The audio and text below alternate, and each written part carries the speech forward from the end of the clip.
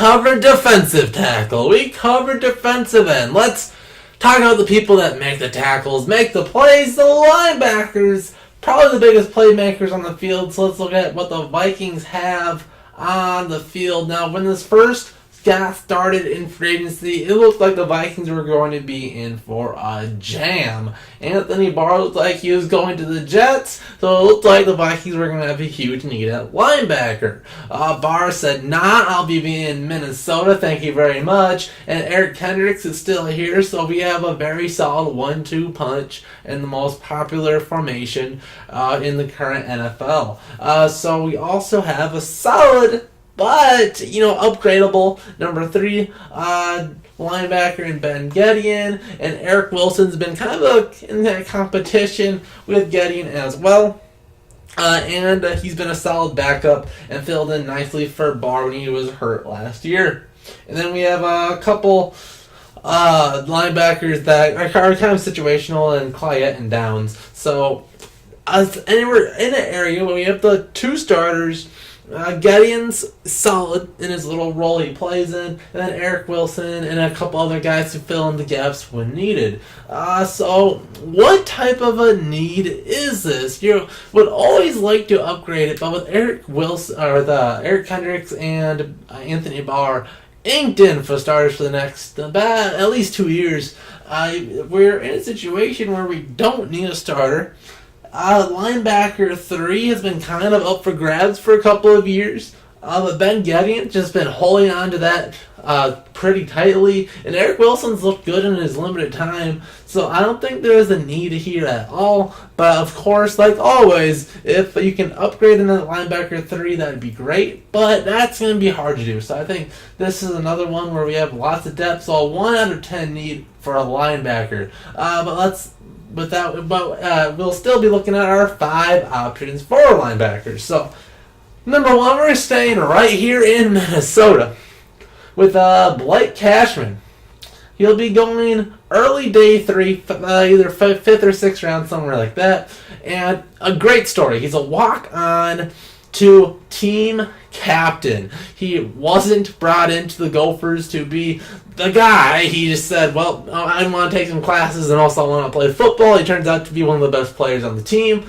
But because you could tell he wasn't brought on, he wasn't recruited by Minnesota, he doesn't really have that talent that you would be craving. But football-wise, he's phenomenal, extremely hard worker, a guy I could see the Vikings falling in love with.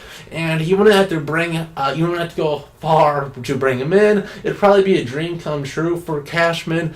We losing old Gopher Marcus Sherrills. Let's bring another one with Blake Cashman, and I think he'd be a solid talent on special teams day 1 and could compete for that number 3 linebacker spot.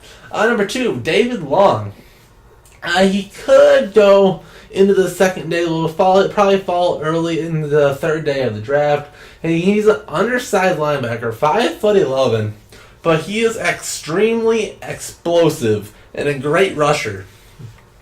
If the Vikings want to upgrade in speed, David Long would be phenomenal. There's a lot of undersized linebackers late in this draft, and he's probably the best one. 5'11", that's a midget size for linebackers. Linebackers, you want 6'4" and 6'4" to 6'6". That's kind of your linebackers. So when you have a 5'11" dude out there, that's quarterback size. So it's kind of insane. But I think the Vikings could use him in good situations, and it'd be interesting to see how that would go. But nevertheless, David Long would be a good option. And so a third option would be Bobby Oreke. It's the same area between the 4th and 5th rounds.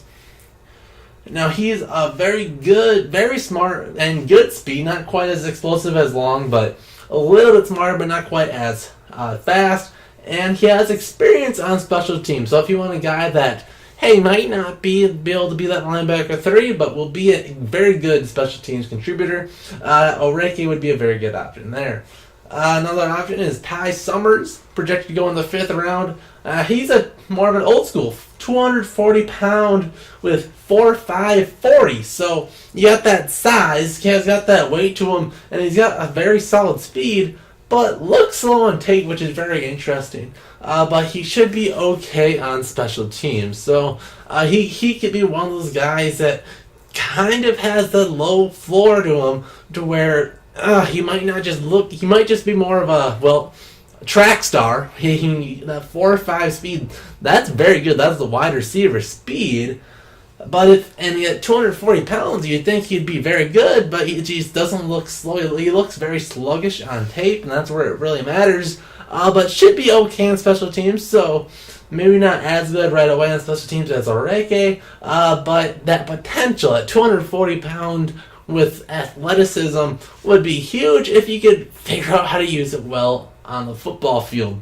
My last option is Drew Lewis.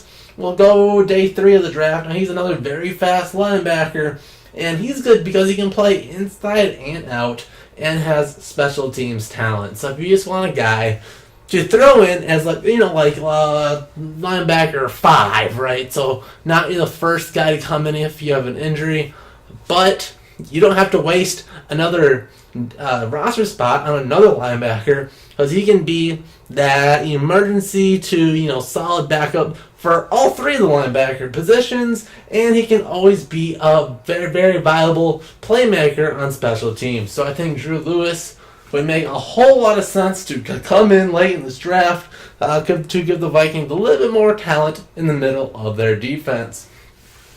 But there we have it. So, question of the day. Anthony Barr's back. Do you guys think it was worth giving Anthony Barr all that money? Simple question.